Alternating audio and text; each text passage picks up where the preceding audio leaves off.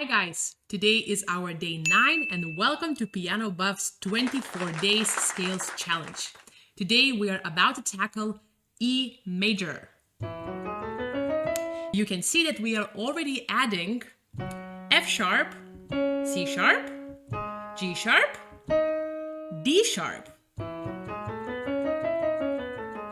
Also a super comfortable key, cannot compare that to the previous one we played, F sharp minor. To begin with, let's play some scales. Let's play a scale in an octave.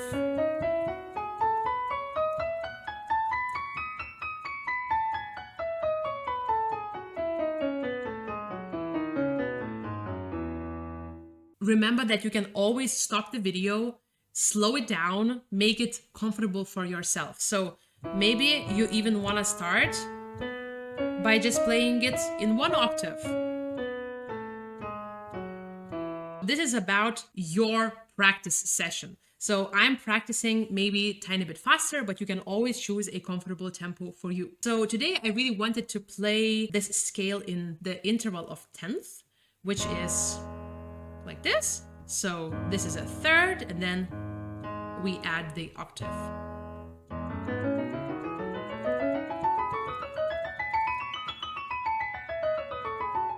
Oops!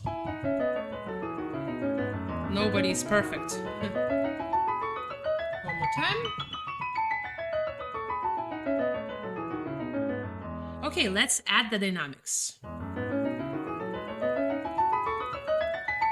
You go louder, and then more quiet. Louder. Again, louder. A little bit less. You can hear that my left hand is not as good as my right hand. As always, I'd like to practice once the left hand. You want to avoid any spikes, so any accents on the notes. Let's move on to playing the sixths. You start with the G sharp in your left hand. And let's add the rhythmical exercise.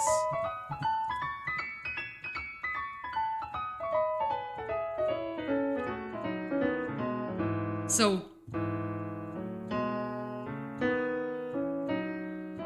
I put an accent on every second note.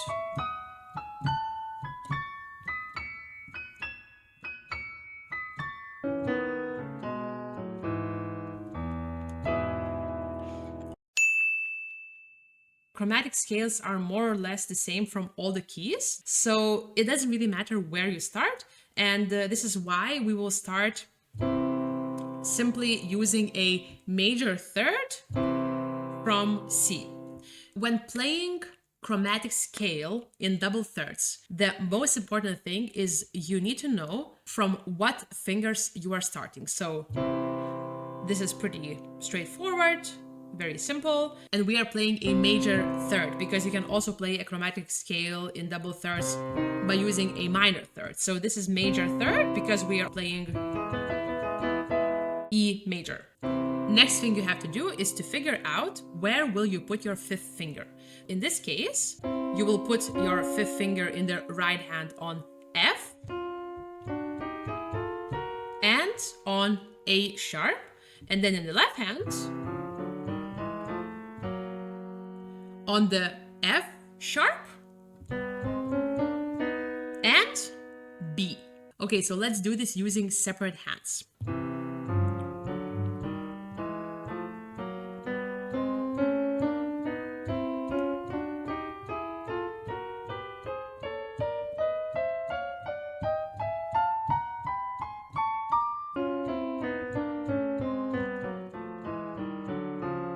You can practice it like that. So you want to practice this connection. Two legato connected as much as possible, right?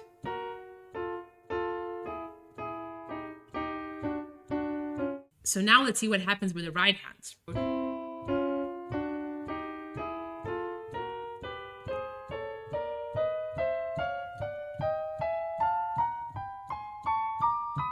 you can say it out loud. For example, F, A sharp, F, A sharp, F.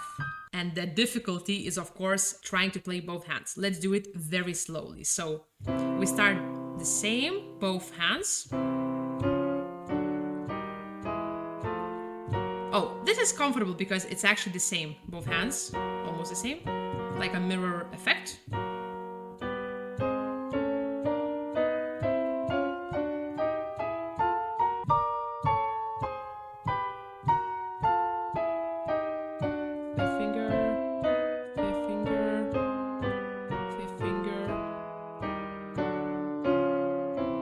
Okay, this was the chromatic scale in double thirds. And now I will show you how you can improve your double octaves. Let's add a rhythmical exercise. Let's play this in triplets.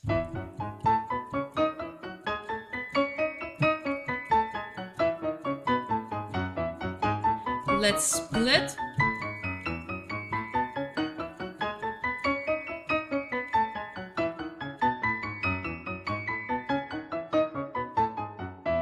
Let's increase the tempo.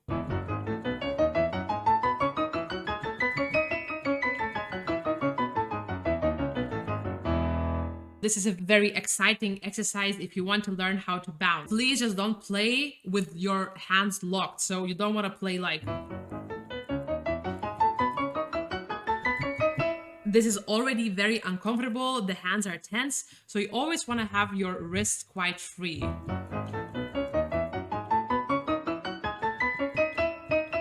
And jump from the key, and you want to play this staccato.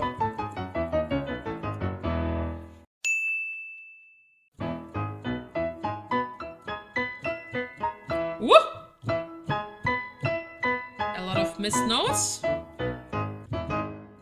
So we can also stop on every single note. Also connect these two notes. Ta-dam, ba-bam, ba-bam. So this is a great exercise if you want to practice your jumps. So, because obviously you have very different distances. Now let's do the contrary motion. Oh, scary! Did my voice scare you?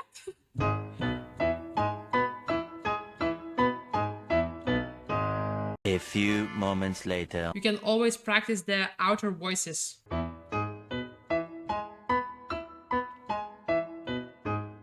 And now this.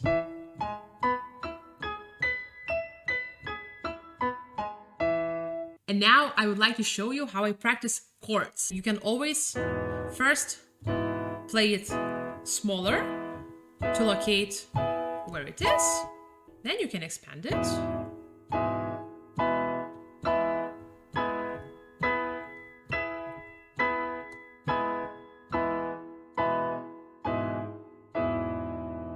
So when I studied in Vienna, my teacher was very passionate about teaching us how to play all the notes at the same time. And I know it sounds funny, but very often you can hear that some notes come with a delay because the fingers are weaker or stronger, and then there is this unevenness between the fingers. So I thought that the great way to practice this is dividing the chord in groups. For example, you would play like this. So you learn to press these notes together.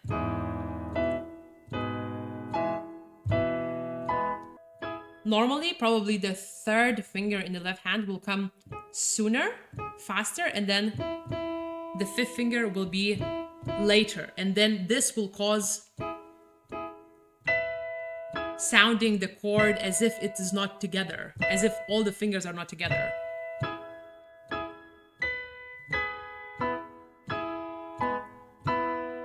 Another variation, you can use 3 notes. So for example,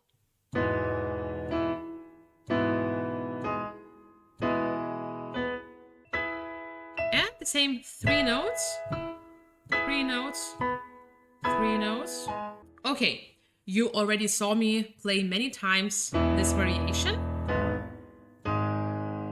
where I add the middle voices. There's another variation of how you can do it. You play staccato, both voices.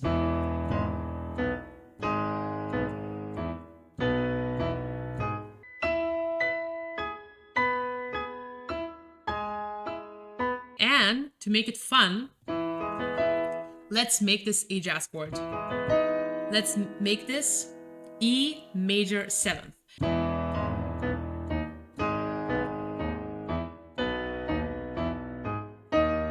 Oop. Ah.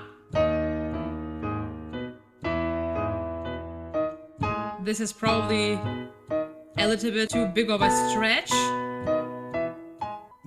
Just remove one voice. We could play this